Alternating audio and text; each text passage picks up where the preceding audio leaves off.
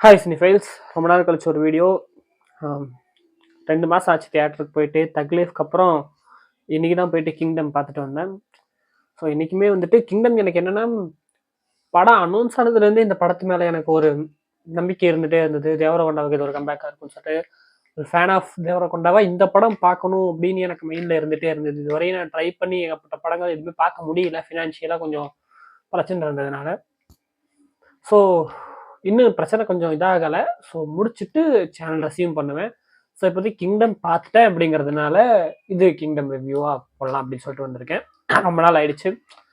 So பார்ப்போம்.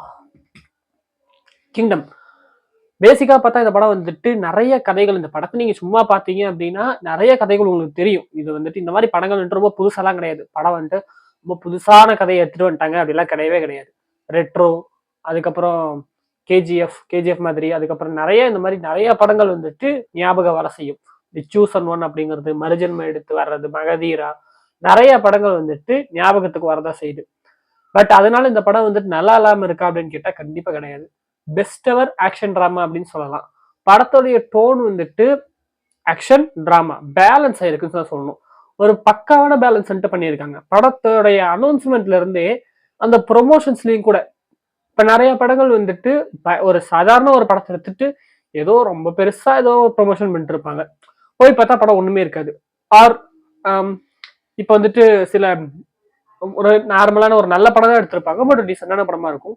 But நாங்க ஏதோ ரொம்ப பெருசா பண்ணியிருக்கோம் அப்படிங்கிற மாதிரி ப்ரொமோஷன் பண்ணிட்டு படத்துக்கு போய் பார்த்தா ரொம்ப நார்மலான ஒரு படமா இருக்கும். இந்த மாதிரிலாம் இல்லாம நாங்க ஒரு ஆக்ஷன் ட்ராமா எடுத்திருக்கோம், ப்ரொமோஷனும் அப்படிதான் இருக்க போகுது. மியூசிக் அனினாவை ரொம்ப டியூன் பண்ணி மியூசிக் வாங்கியிருக்காங்க.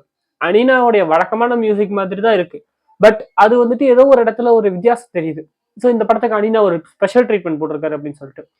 முக்கியமா இந்த படத்துக்கு வந்துட்டு எனக்கு எதிர்பார்ப்பே ஃபேமிலி ஸ்டாருக்கு அப்புறமா விஜய் தேவரகொண்டா வராரு. கடந்த சில வருஷங்களா விஜய் தேவரகொண்டா படம் வந்துட்டு சொதப்பலா தான் போயிட்டு இருக்கு. ஒன்ஸ் அது வந்துட்டு ஒரு பாக்ஸ் ஆஃபீஸ்ல ஹிட் அடிச்சா கிரிட்டிக்ஸ்ல அடி வாங்க. கிரிட்டிக்ஸ்ல அடி நல்லா போனுச்சுன்னா பாக்ஸ் ஆஃபீஸ் நல்லா போறது இல்லை. ரொம்ப நாட்களாவே அவருக்கு வந்துட்டு ஒரு கெட்ட காலங்கிற மாதிரி தான் போயிட்டு இருந்தது. எனக்கு இந்த படத்தின் மேல வந்துட்டு ஃபர்ஸ்ட் அனௌன்ஸ்மெண்ட்ல இருந்து அதுக்கப்புறம் அவர் கொடுத்த இன்டர்வியூல சொன்ன விஷயங்கள் வச்சு பார்க்கும்போது ஏதோ ஒன்று ஸ்பெஷலா ஒன்று பண்றாங்க, ஒரு ஹார்ட் அண்ட் சோலை போட்டு ஒன்று பண்றாங்க அப்படிங்கிறது கிளியர் அண்ட் கட்டா தெரிஞ்சுது. அது இந்த படத்தோட ஸ்கிரீன்லயுமே தெரிஞ்சுது. கதையா பார்த்தா வந்துட்டு ஒரு அண்ணன் தம்பிங்க, அந்த அண்ணன் கேரக்டர் வந்துட்டு தன்னுடைய அப்பாவை போட்டு தள்ளிட்டு ஊரை விட்டு ஓடிடுறாரு. ஸோ அம்மாவை போட்டு அடிச்சுட்டே இருக்காரு அப்படிங்கிறதுக்காக ஊரை விட்டு ஓடின அண்ணனை தேடிட்டு இருக்காரு. சின்ன வயசுல இருந்தே ஹீரோ இப்போ போலீஸா இருக்காரு. இப்ப அண்ணனை தேடிட்டு இருக்கிற அந்த ப்ராசஸ்ல ஒரு அண்டர் கவர் ஆப்ரேஷனுக்காக அனுப்புறாங்க. நீ போயிட்டு இந்த மாதிரி ஒரு விஷயத்த பண்ணி கொடுக்கணும், அதை பண்ணி கொடுத்த அப்படின்னா உனக்கு வந்துட்டு அண்ணன் கிடப்பான். நீ போற இடத்துல அவங்க ஒரு ஒரு இது ஒன்று அனுப்புறாங்க. அதெல்லாம் நீங்க படம் பார்த்து தெரிஞ்சுக்க, ஸ்பாயில் பண்ண விரும்பல. அங்கதான் உன் அண்ணன் இருக்கான், உன் அண்ணனை மட்டும் காப்பாத்தி கூப்பிட்டு வந்துரு, இந்த மிஷனையும் முடிச்சு கொடுத்துருன்னு சொல்லிட்டு அனுப்புறாங்க. அதுக்கப்புறம் அவர் காப்பாத்தினாரா இல்லையா? அதுக்கு பின்னாடி இவரு தேவகொண்டா அமைச்சதுக்கு பின்னாடி என்ன அரசியல் இருக்கு, அந்த ஊர்ல அவங்க எல்லாம் இருக்கிற ஸ்ரீலங்காவை காட்டுறாங்க, ஸ்ரீலங்கால இருக்கிற மாதிரி காட்டுறாங்க. அங்க என்ன அரசியல் இருக்கு, இந்த மக்களுக்கு என்ன கொடுமைகள் நடக்குது, என்ன அடிமைத்தனம் நடக்குது, பேக் ஸ்டோரி என்ன, 1920 இருந்து ஆரம்பிக்கிறாங்க. அங்க ஒரு ராஜாவுடைய ஒரு ஸ்டோரி, ஒரு குட்டி ஒரு ஸ்டோரி வருது. அதுக்கு இதுக்கு என்ன இன்டர்லிக்கு எல்லாமே சொல்றாங்க. ஓவராலா வந்துட்டு ஒரு டிராமா பிளஸ் ஆக்ஷன் படம் வந்துட்டு எந்த ஒரு இடத்துலயுமே லேகே ஃபீல் ஆகல. இன்ஃபேக்ட் வந்துட்டு லேகா ஃபீலா இருக்க வேண்டிய ஒரு இடம் ஒண்ணு இருந்தது. என்ன, இந்த ஹிருதயம் லோபலா பாட்டு வரும்போது எனக்கு தெரிஞ்சுது அந்த பாட்டு வந்துட்டு ஒரு லவ் சாங். பட் அது தேவையில்லை இந்த படத்துக்குங்கிறது எனக்கு அப்பவே தெரிஞ்சுது. ஸோ அந்த கதையின்படி வந்துட்டு இவங்க இவங்க இது சரி, அது ஸ்பாயிலர், அதை விட்டுருங்க. அந்த சாங் வந்துட்டு லேகு. பட் அந்த சாங் இந்த படத்துல இல்லவே இல்லை. ஹீரோ ஹீரோயினுக்கு ஒரு லவ் ட்ராக் மாதிரி தான் போகும். அந்த லவ் ட்ராக்ல தான் அந்த சாங் வரும்.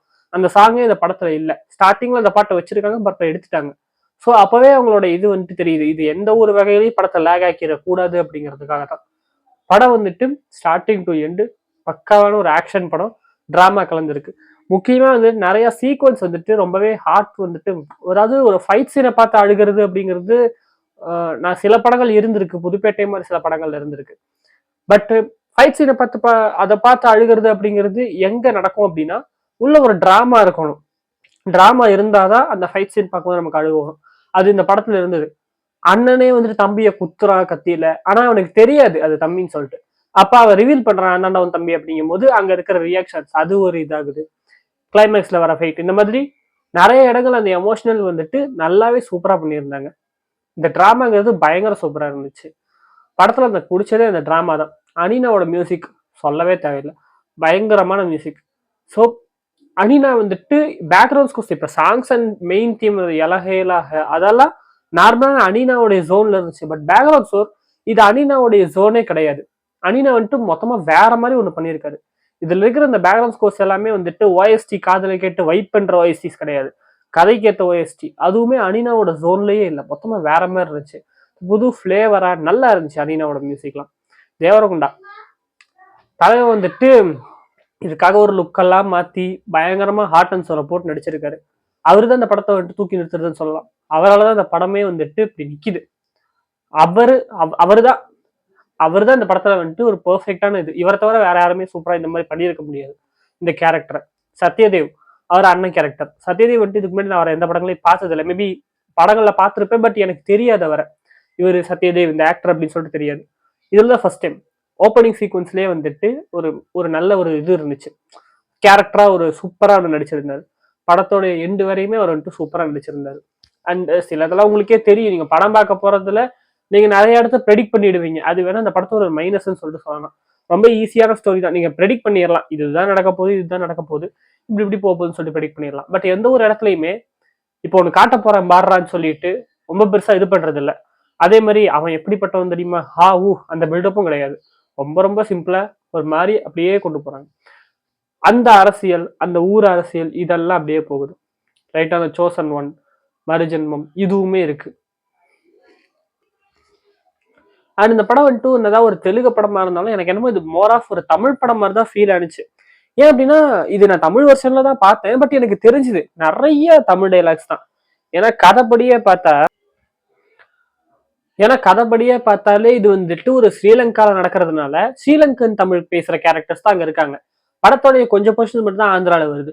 அங்க இருந்து கட் பண்ணா ஃபுல் ஆஃப் ஸ்ரீலங்கா. ஸோ மெயினான கேரக்டர்ஸ் தேவரகுண்டா, சத்யதேவ், அப்புறம் அவங்க பாக்யஸ்ரீ அவங்க ஹீரோயின், இவங்க அப்புறம் இந்த போலீஸ் ஆஃபீஸர்ஸ் கேரக்டர்ஸ், இவங்க மட்டும் தான் தெலுங்குல பேசுறாங்களே தவிர நிறைய மற்ற கேரக்டர்ஸ் எல்லாமே இது இலங்கை தமிழ் பேசுறாங்க.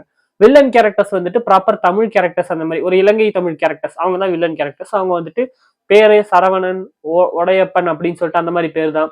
அவங்களுமே வந்துட்டு ஃபுல்லா இலங்கை தமிழ் தான் பேசுறாங்க. மேபி இந்த படத்தை நான் தெலுங்கு வெர்ஷன்ல பார்த்திருந்தா நல்லா இருந்திருக்கும், இன்னும் கொஞ்சம் ஒரு பயங்கரமான ஒரு ஃபீல் இருந்திருக்கும். ஏன்னா இவங்க தெலுங்குல பேசுறாங்க. ஏன்னா சில இடங்கள்ல வந்துட்டு எல்லாருமே தமிழ் தான் பேசுறாங்க போது சில இந்த இதெல்லாம் டிரான்ஸ்லேஷன் அந்த மாதிரி இதெல்லாம் இருக்கும், சில சீன்ஸே இருக்கும்ல. ஏன்னா அவங்க பேசுறது தேவரகொண்டாக்கு புரியாது, சத்யதேவ் தான் புரியும். தேவரகொண்டா தெலுங்கு அப்படிங்கிறதுனால கதையில அந்த சூரி கேரக்டர் தெலுங்குங்கிறதுனால நம்மளும் சத்யதேவோட அந்த கேரக்டருக்கு வந்து மட்டும் தான் புரியாத இவருக்கு எக்ஸ்பிளைன் பண்ண வேண்டியது இருக்கும். பட் அதெல்லாம் தமிழ் வெர்ஷன்ல வந்துட்டு எல்லாருமே தமிழ்ல பேசுறாங்க அப்படிங்கிற ஒரு மாதிரி இருந்துச்சு. தெலுங்கு வெர்ஷன்ல இது இன்னும் சூப்பரா இருக்கும்னு சொல்லிட்டு நினைக்கிறேன். தெலுங்கு வெர்ஷன் வேணுமா ஓடிடியில் வந்ததுக்கு அப்புறம் நான் பார்க்கணும்னு சொல்லிட்டு ஆசைப்படுறேன். அண்ட் படத்துல இன்னொரு ஒரு விஷயம் என்னன்னா, பார்ட் 2 லீடு விட்டுருக்காங்க. பட் அந்த பார்ட் 2 லீடுங்கிறது வந்துட்டு இது தேவையில்லை இந்த படத்துக்கு. பார்ட் 2 வைக்கணும்னு அவசியம் இல்லை, இதை பார்ட் 1லயே முடிச்சிருக்கலாம். பட் இவங்க அந்த பார்ட் 2வுமே நாங்க வைக்கிறோம், நாங்க அதை திணிக்காம வச்சிருக்காங்க. அது ரொம்ப பெருசா பாடுறா எலிவேட் பண்ணி நாங்க பார்ட் 2 அப்படியும் பண்ணல. எண்டிங்ல வந்துட்டு கிங்டம் 2 வரப்போகுது அப்படியும் சொல்லல. ரொம்ப இப்ப சில படங்கள், இப்ப தெரி மாதிரி படங்கள்லாம் எண்டிங்ல வந்துட்டு ஒரு லீடு விட்டுருப்பாங்க, பட் அது பார்ட் 2 வரும்னு சொல்லாம லீடு விட்டுருப்பாங்கல்ல, அந்த மாதிரி தான் விட்டுருக்காங்க இந்த படத்தோடைய எண்டிங்குமே. அண்ட் ஒரு கேரக்டர் வந்துட்டு சிங்கப்பூர்ல இருக்காரு, அவரு வந்துட்டு ஒரு வில்லன் கேங் அந்த ஃபேமிலியில ஒருத்தர் வந்துட்டு சிங்கப்பூர்ல இருக்காருன்னு சொல்லிட்டு முன்னாடியே ஃபோர் ஷேடோ பண்ணி அவர் எண்டிங்ல வராரு. அது ஒரு கேமியாவா ஆகியிருக்க வேண்டியது, பட் முகமே காட்டாம முடிச்சிட்டாங்க. அது ஒரு கேமியாவா கொண்டு வந்து அது ஒரு அந்த என்ன சொல்றது, அந்த இதுவரை இந்த போயிட்டு இருக்க அதே ட்ரெண்ட்ல வர வேண்டாம் அப்படின்னு சொல்லிட்டு நினைச்சாங்களோ என்னமோ தெரியல. அது ஒரு ப்ராப்பர் கேமியாவா இல்லாம அது ஒரு முகம் தெரியாத ஒரு கேரக்டராகவே முடிச்சிட்டாங்க. கிங்டம் 2 எடுத்தாங்கன்னா அதுல ஒரு ஆக்டரை கேஸ்ட் பண்ணி கொண்டு வரலாம். கிங்டம் 2 எந்த மாதிரி கதையா இருக்கும் அப்படிங்கிறது எனக்கு சத்தியமா தெரியல. ஏன்னா இதுலயே நிறைய விஷயங்கள் முடிஞ்சிருச்சு. இதுக்கப்புறம் இந்த கதையை எப்படி அவங்க டெவலப் பண்ணுவாங்கன்னு சொல்லிட்டு எனக்கு சத்தியமா தெரியல.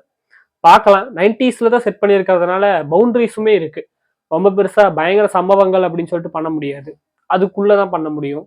ஸோ பார்ப்போம் இந்த படம் வந்துட்டு கிங்டம் 2 இதெல்லாம் வருதா என்னன்னு சொல்லிட்டு. ஓவராலா இந்த படம் எப்படி இருக்கு அப்படின்னு கேட்டா ஒரு பெர்ஃபெக்டான ஒரு ஆக்ஷன் ட்ராமா. நிறைய ரத்தம் தெரிக்கிற சீன்ஸ் எல்லாம் இருக்கு. யூஏ தான் குழந்தைங்களை அவாய்ட் பண்றது நல்லதுன்னு சொல்லிட்டு நினைக்கிறேன். ஸோ கூலி ட்ரெய்லர் வந்துடும் 7 மணிக்கு, பார்த்துட்டு மேபி போட முடிஞ்சா வீடியோ போட முடிஞ்சா அதுக்கும் போடுறேன். கூடிய சீக்கிரம் இந்த பிரச்சனையெல்லாம் சரி பண்ணிட்டு சேனல் ரெசியூம் பண்ணுறேன். உங்களை நான் வந்துட்டு இன்னொரு பார்க்குறேன். அது வரைக்கும் bye from Siddharth Soundararajan. Good vibes only. Like பண்ணி விட்டுருங்க. அதோட இன்னொரு மேட்டர் என்னன்னா, யூடியூப்ல சரியா சேனல் இதெல்லாம் பண்ணல அப்படின்னாலும் கூட இது பண்ணிட்டு இருக்கேன். வாட்ஸ்அப் சேனல் ஒன்று வச்சுட்டு இருக்கு. அதுல ஹோமிஸ்க்கு வந்துட்டு டெய்லி அப்டேட்ஸ், என்ன சாங்ஸ் வருது, என்ன இது, நான் ஏதாவது படம் பார்க்குறேன், மொபைல்ல பார்க்குறேன், நான் அதோட ரிவ்யூஸ் எல்லாம் போட்டுட்டு இருக்கேன். சேனல் லிங்க் வந்துட்டு நான் வாட்ஸ்அப் இந்த டிஸ்கிரிப்ஷன்ல கொடுக்குறேன். வாட்ஸ்அப் சேனல் லிங்கை ஃபாலோ பண்ணிக்கோங்க. இன்ஸ்டாகிராம் இருக்கும், நீ பர்சனலாக ஃபாலோ பண்ண இன்ஸ்டாகிராம் ஃபாலோ பண்ணிக்கோங்க. அதோட இன்னொரு விஷயம் ஆட் பண்ணணும்னு சொல்லிட்டு நினைச்சேன்.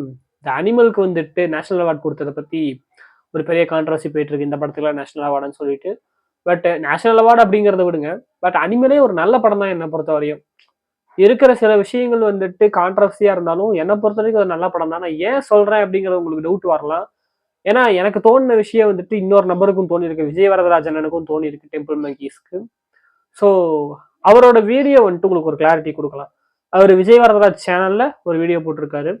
அதே இந்த நேஷனல் அவார்டை பத்தி, இந்த அனிமல் பத்தியே ஒரு வீடியோ போட்டிருக்காரு. சைக்காலஜியாவை கேரக்டர்ஸ் வந்துட்டு எப்படி பில்ட் ஆகுது, ஒரு பணக்கார, அதாவது ஒரு படம் வந்துட்டு அந்த படத்தை நீங்க பார்த்துட்டு அந்த கேரக்டரை நீங்க வெறுக்கணும், அதுதான் மோட்டிவ். அதை அவங்க அச்சீவ் பண்ணிட்டாரு. ஸோ இட்ஸ் நாட் ஆல்ஃபா மேல வந்துட்டு குளோரிஃபை பண்ற படம் இது கிடையாது.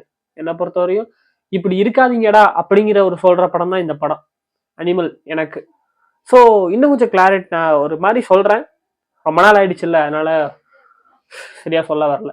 பட் நீங்க வந்துட்டு விஜய் வரதராஜன் வீடியோ போய் பார்த்தீங்கன்னா உங்களுக்கு தெரியும். விஜய் வரதராஜன் டைப் பண்ணீங்கன்னா சேனல் வரும், அதில் போய் உங்களுக்கு பார்த்தீங்கன்னா உங்களுக்கு அந்த அனிமல் கிளாரிட்டிங்கிறது கிடைக்கும். கூடிய சீக்கிரம் நான் வீடியோ ட்ரை பண்ணுறேன். அது வரைக்கும் bye from Siddharth Soundararajan. Good vibes only. Bye.